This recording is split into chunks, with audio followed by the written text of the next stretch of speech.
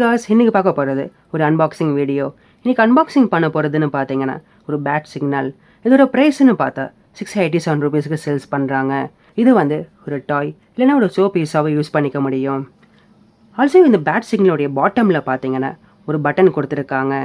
அந்த பட்டனை ப்ரெஸ் பண்ணால் we can able to see the light. இதோடைய டாப் இல்லை ஃப்ரண்ட் சைடில் பார்த்தீங்கன்னா ஒரு பேட்மேன் சிம்பிள் இருக்கும்.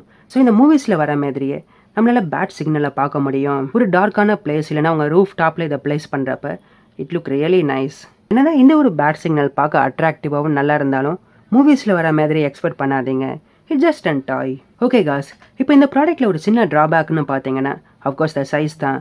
ரொம்பவே ஸ்மாலராக இல்லைன்னா ஒரு காம்பேக்ட் ஃபார்மில் கொடுத்துருக்காங்க. இந்த ப்ராடக்ட் கூடவே பேட்டரிஸை இன்க்ளூட் பண்ணியிருக்காங்க.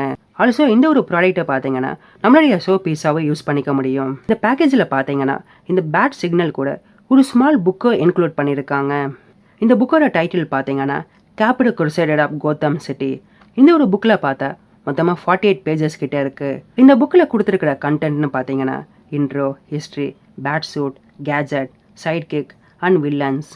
இந்த கண்டென்ட் கூடவே ஒரு சில பிக்சர்ஸும் பார்த்தா இந்த புக்கில் பிரிண்ட் ஆகிருக்கு. ஸோ காய்ஸ், நீங்கள் வந்து பேட்மேன் இல்லைன்னா டிசியோடைய பெரிய ஃபேனாக இருக்கீங்க. ஸோ உங்களுடைய கலெக்ஷன்ஸில் ஆட் பண்ணிக்கிறதுக்கு சில பேட்மேன் கலெக்டபிள்ஸ் பார்க்குறீங்க. இஃப் இன்கேஸ் சைஸ் டசன்ட் மேட்டர்னா கண்டிப்பாக நீங்கள் இந்த ஒரு ப்ராடக்ட்டை பிக் பண்ணலாம்.